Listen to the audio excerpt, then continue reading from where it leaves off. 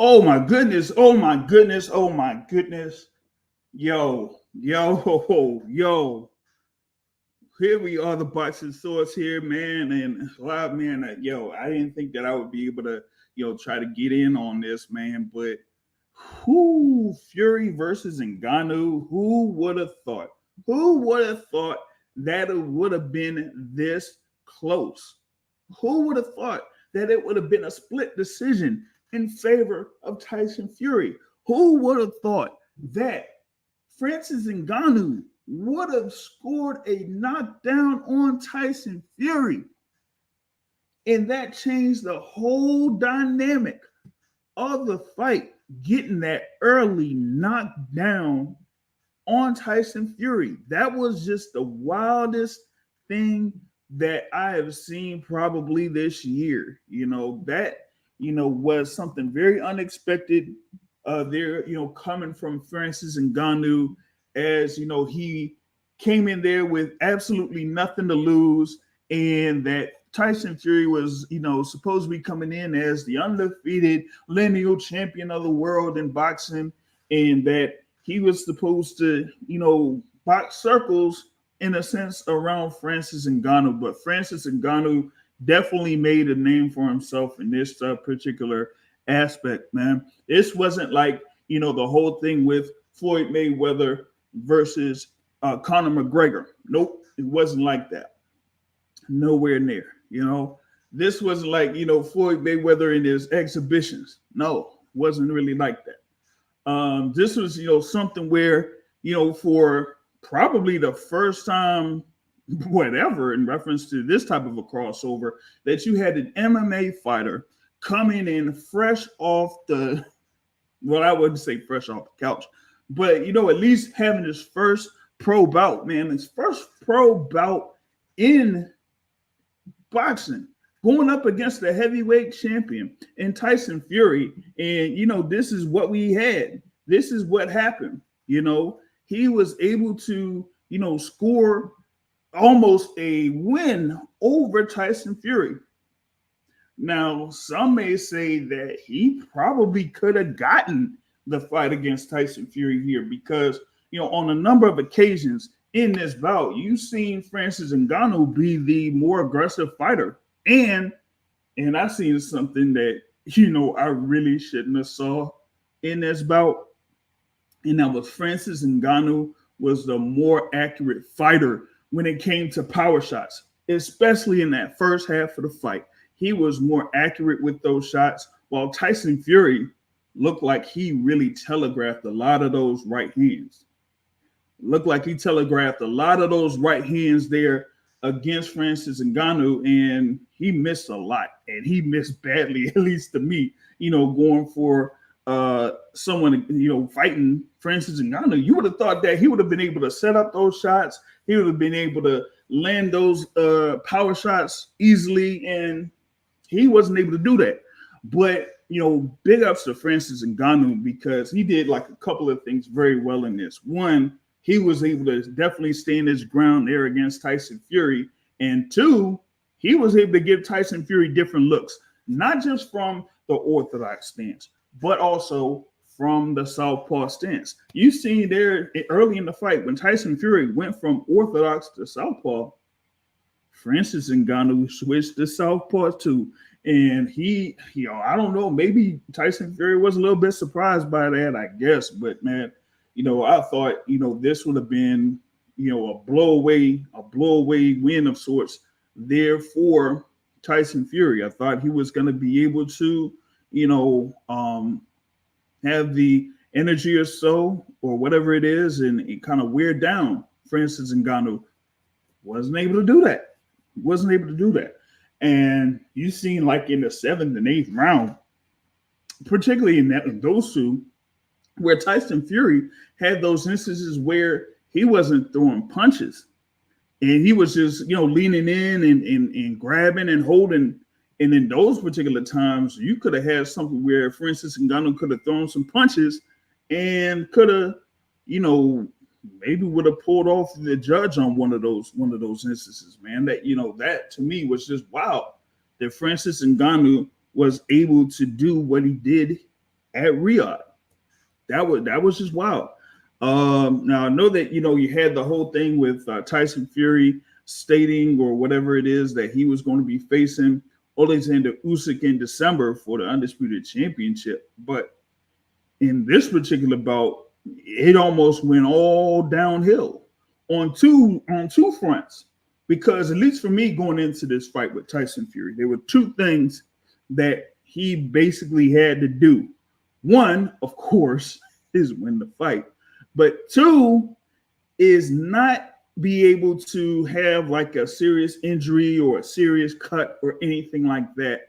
And both of those things almost backfired on him. You seen earlier in that fight that he had a cut at the top of his head. And I think that came from, or at least soon after, a left hand that Francis Ngannou landed on him, in a counter shot. And then when he came forward and went in the clinch, Francis Ngannou was throwing in a couple of uppercuts. And so there you kind of like seen where Tyson Fury had that cut. But, outside of that, I thought, I would have seen more, out of Tyson Fury in this particular match, man. It was just so crazy, so wild that Francis Ngannou was able to, get himself in this particular bout and have it close through the 10th round. Very close through the 10th round. I would have loved to see, what they had for these scorecards, because with Tyson Fury having been knocked down and this being a 10-round bout, shoot, you couldn't have it to where it's 6-4. You would have to have it where it's like 7 rounds to 3, because 6-4, that would be, of course, 96-94, but then it would just be what, 95-94 if it was 6-4, and I think that's what it was. It was that 95-94, scorecards where he would have the 95 and Ngannou would have the 94, and that knockdown would just score, against Fury in that instance. But, outside of that, man, I mean, like I thought, it would have been Tyson Fury, like I said, bouncing around the ring, getting things, head movement, lots of head movement, in and out, that type of a thing. And man, he just went in and just had himself a pretty, I would say a difficult little bout there in a sense. What it was, man, 95-94 in favor of Ngannou and a 96-93 score in favor of Tyson Fury, man. So 6 rounds to 4, or 7 rounds to 3 with that 96-93. My fault. But like I said, man, Fury was down in round 3 to Francis Ngannou, man. And so, Francis Ngannou could, go off of this saying, hey, man, I was able to, at least compete with, Tyson Fury. But, in some senses, man, Tyson Fury kind of like does this too. So if you've known Tyson Fury over the course of his professional career, a lot of times when he is facing guys that are, supposed to be a huge underdog to him, he'll end up having these moments where he'll slip up and he'll end up getting knocked down, or he'll have lots of trouble against his opponent. And here you just see where he got knocked down. And it was pretty much what was it knockdown? That knockdown was scored almost similar to how Deontay Wilder scored his second knockdown on Tyson Fury in that third fight that they had against each other, where you kind of seen both folk fighters in close quarters. And here with Ngannou, he was able to land a shot up close that got to the temple of Tyson Fury. And as big as Tyson Fury is, he's still a big guy. He's still 6'9", and moves a certain way and doesn't really have the legs to kind of like balance himself out. He has, of course, all the blubber up top, and then the legs are kind of they ain't kind of sturdy all the way there. But that's what ends up happening here. He ends up getting stumbles and gets knocked down, and that was just the wildest thing there that I don't think many people thought would happen. At least the odds.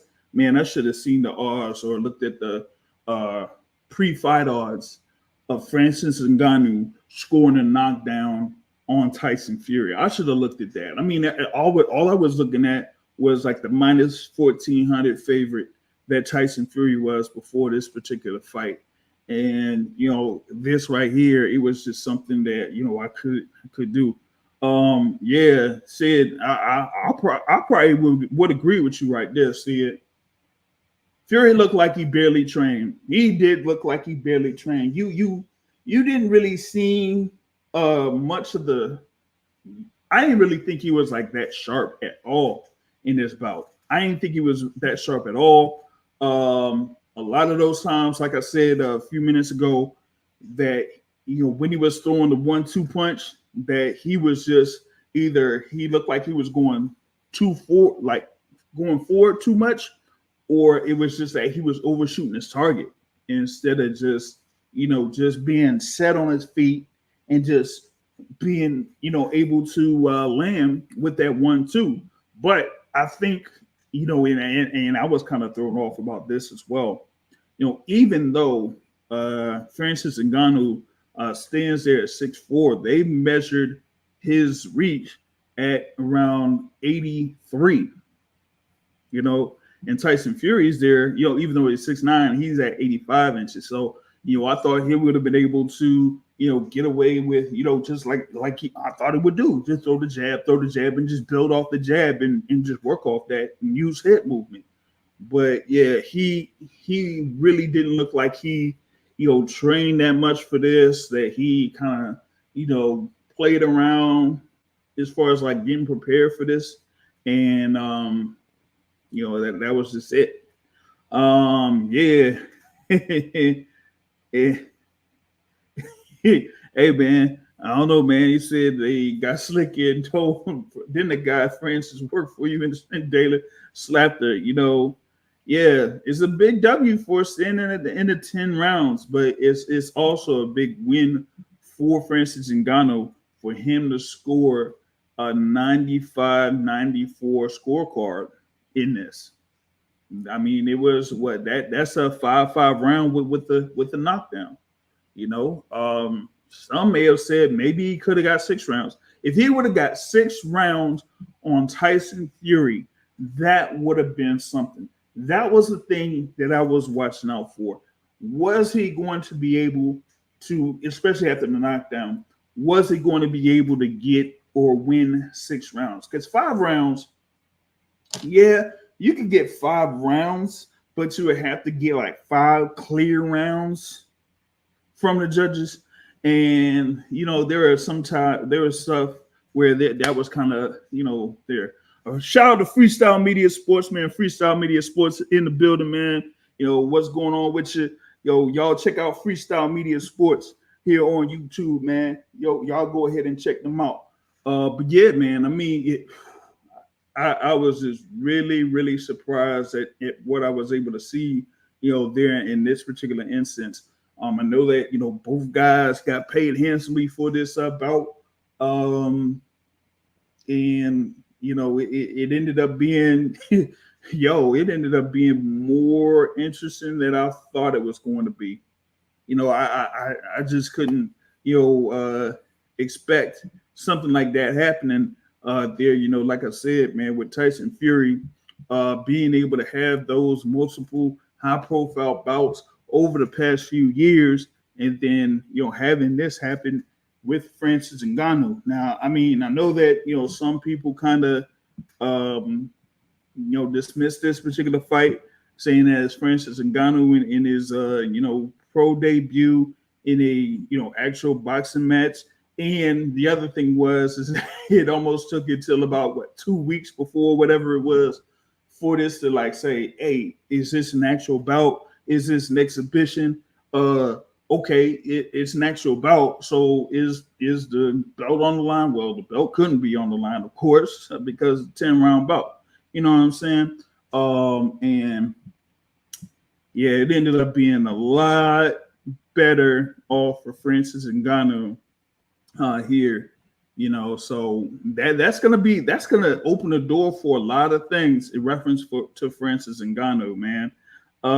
Hey man, did you say did you get robbed? Man, I don't know, man. I don't know. It was just that, it's more about, how those rounds where it kind of like didn't have that much action, how you scored those rounds, because you did have a lot of, well, what I would say, like round six or something like that, round six, round seven, where like both fighters, or Francis Ngannou and Tyson Fury, both really didn't do much of anything. So it's like, how do you score that round? And I'd also like to see like how those first two rounds were scored before Francis Ngannou, scored that knockdown in round three. The payday for Francis, yeah, good guy, and love immigrant success stories. Yeah, he's coming there from Cameroon, and was able to develop himself as a really really formidable fighter there in mixed martial arts. But hey, he ended up getting this opportunity to face Tyson Fury. And shoot, man, hey man, he's older than Tyson Fury too, man. That was the crazy part, you know. Let's see here. Sid says Fury didn't even throw properly most of the fight, and at some points he looked like he was missing on purpose. Fury's a wild dude, and honestly, if he wanted to, he would have smoked him. But Fury's crazy. Hey, listen, yo, a lot of those right hands that he was throwing, oh man, it was crazy. And then there was like that one time where I think they were close, and then like Fury kind of like tried to throw a short right hook, and then he kind of missed, Ngannou with the right hook, but when he followed through, it almost looked like the forearm and the elbow grazed Francis Ngannou, man. Yo, that was crazy. You know what I'm saying? Yeah, Freestyle Media Sports says, hey, Francis did his thing. Yeah, he definitely did. He definitely did, man. He definitely did. I thought that he, was able to, we did a lot of good things there, as far as like being disciplined when it comes to, having his hands up.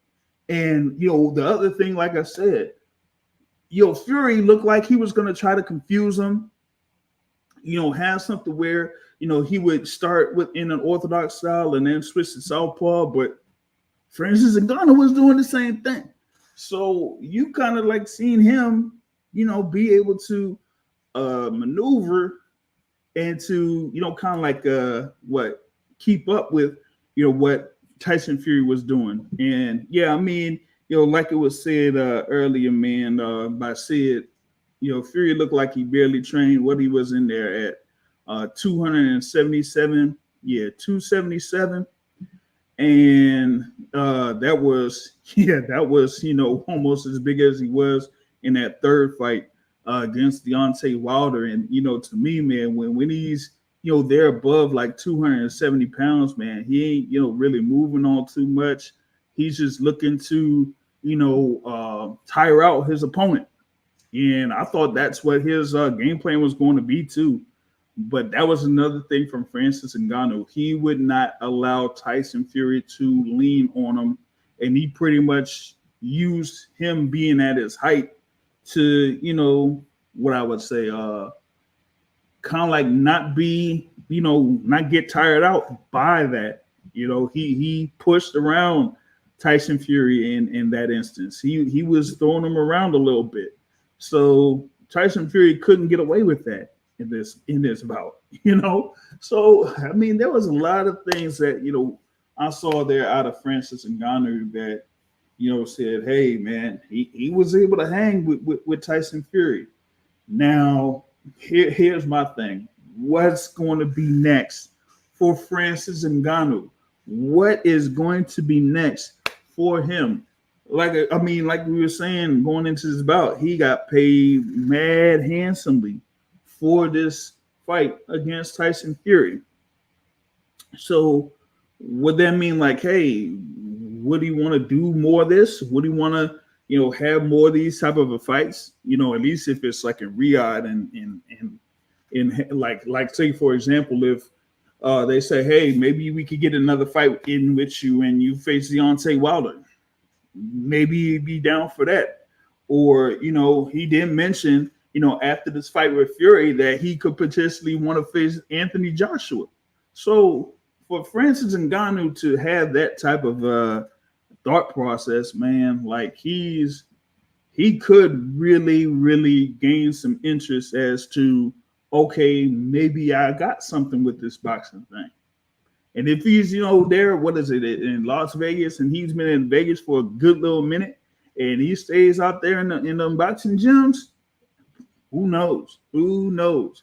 But I ain't really, went on this the social media thing to say, hey man, I guess folks will say, hey, given what Francis Ngannou did here, maybe he beat Dylan White, or he beat Deontay Wilder, or he beat Anthony Joshua, or this or that. Like I ain't really seen much of that. We just getting right off of this thing here, But at least for me, I was really impressed by how he was able to handle himself, there in the ring. And I think it was more about, how he's built and, how he's, y'all better not get on me for this. All right. Like how his stance is overall, because he has, the strong lower body that he's able to be stable. So he could take, some good shots. There were some punches from Tyson Fury that landed good on Francis Ngannou that he was able to take. But outside of that, I thought he did fairly well in this particular instance. Now the other thing is too, will it be able to do that against guys that have like a different type of style in comparison to Tyson Fury? I'm not sure. But if he's able to land on somebody, hey, that could be a good equalizer of sorts. You know what I'm saying? So I feel like that was a good little showing overall there from Francis Ngannou, as he was like really close to scoring the biggest upset in boxing history. He was close to scoring the biggest upset in boxing history. And man, hey, that card, I know, one of our frequent guests here through the Boxing Source podcast, it was probably really, really happy with the event overall, as every fight but that main event ended in a knockout. All heavyweights in there. It was all heavyweight fights. And this was really something, man. It was really something to see this type of event there over in Riyadh, Saudi Arabia there. But here at the top of the bill, Francis Ngannou was able to go 10 rounds with a top 5 heavyweight in the WBC and lineal heavyweight champion of the world. That is something really big there that I did not expect at all. You know what I mean? So yeah, I just wanted to jump in and get my real quick reaction to this thing here with Fury versus Ngannou. Man, I don't know if anybody wanted to jump in and chime in or something like that, to kind of like get what they wanted to say or give quick reactions real quick. I'm gonna see. Let's see what I'm gonna do here, man, because I know that there's more fights scheduled. There's gonna be fights scheduled on the zone. You got the thing with Osaki Foster that is going to be fighting. He's going to defend his world title here in just a bit against Eduardo Hernandez. So we're going to see, how that goes. and you did have what is it? Karen Chikadzian had fought. Of course, he had fought Boots in January of this year, so there's that. Um, but yeah, outside of that, man, we'll see what we had. But I don't know, man. Like this is something there where we kind of like seen. Yeah, I was like really, really surprised with what had been going on there. So that was just something there where I kind of like seen that. But let's see here, man. I'm gonna let's see if I can do this right. If anyone is like in the area or whatever it is, I want to see if y'all had any real quick reactions to what's going on. So I'm gonna see here if y'all could chime in, or I'll see what's going on here a little bit. Let's see. Yeah, that's what I want to do. Wait a minute, man. Nah, that ain't it. That definitely ain't it. Let's see here, man. I'm gonna post this up or try to put this on to see if y'all can chime in and also support. You know what I'm saying? So I'm gonna see if this will work right here, man. Yeah, we got this in at 571-449-7217, man. Yeah, man. His distance was very good over the course of this bout. Yeah, that's the thing that I was kind of surprised about is that he controlled distance very well on pretty much like the whole fight. I did mention the thing there in reference to the reach advantage that Tyson Fury would have, but it wasn't that much of a reach advantage. And you seen there that Tyson Fury really didn't kind of use that all too well, and that Francis Ngannou, he just pretty much stood his ground and was once he was able to get close enough, and he just said, you know what, some of these punches I ain't really getting hit all too clear with. I'm gonna go balls to the wall, man. And I think that was kind of how he was able to be successful, especially with that knockdown, was that he was like, you know what, I'm gonna get hit, but if I'm gonna get hit, I'm gonna see if I could throw so that I'll be able to land. You know what I mean? And if you land, then anything can happen there in the heavyweight division. Yeah, you said Francis Ngannou could get a second payday from boxing due to his performance. It's possible that he fights Wilder or Joshua next. Yep, I did mention that. And outside of Tyson Fury, remember before this fight was talked about or kind of like brought up, what it was after Fury's fight. Who was it against Dylan White? I think it was against Dylan White. Yeah, or something like that. And you had all those guys up there. You had Alexander Usyk in there. You had Joe Joyce when Joe Joyce was the WBO interim champ. They were looking like they would try to get in on something, but then Fury said, "Hey, maybe I'll have something with Francis Ngannou."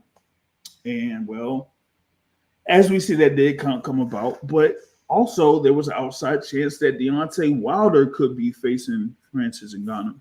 So that's not necessarily out of the cards. But hey, Anthony Joshua, man, hey, you know what? Even though like Anthony Joshua is like, still the cash cow in the heavyweight division, but given the backgrounds of both Francis Ngannou and Anthony Joshua, a potential fight between those two, that could really, really, really bring a lot of interest there. So you could potentially see Francis Ngannou and Anthony Joshua next, because as far as I know, Anthony Joshua, at least right now, looks like he's going to be fighting another fight in December. So that means A fight against Deontay Wilder probably ain't gonna jump off. They ain't gonna jump off next year, at least not in February. They ain't gonna jump off. So if that's out, then what could potentially happen? You could have Francis Ngannou in another one of these fights. You know, um, shoot, you probably could have them in if they're gonna have Fury versus Usyk. You know what I'm saying? Coming up, and they did say it was going to be in December. I'm listen, y'all. I'll be honest.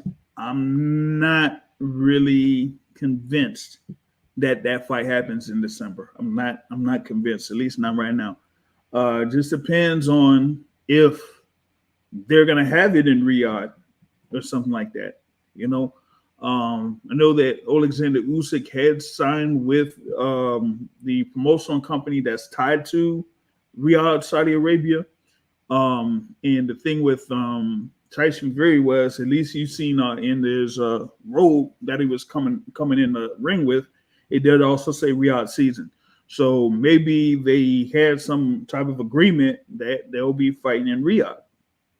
If they got the money, then shoot, they can still spend on it to get that. So, I mean, maybe they'll have another fight there in Riyadh, and it would be there in that same venue, I guess.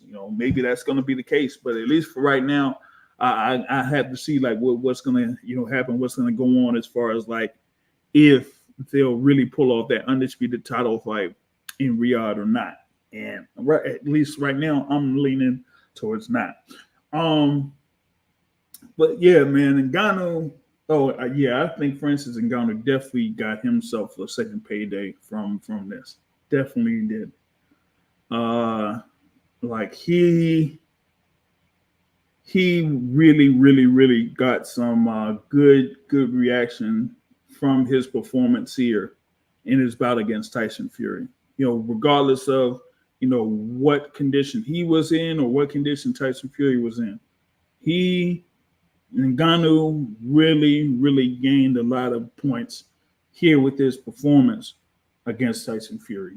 So definitely did have that. But outside of that, man, overall something where this was like a really close bout. Like I said, you had those scorecards. Ooh, split decision, man. 7 rounds to 3 in favor of Tyson Fury in one card. 6 rounds to 4 in favor of Tyson Fury in another card. And 5 rounds to 5.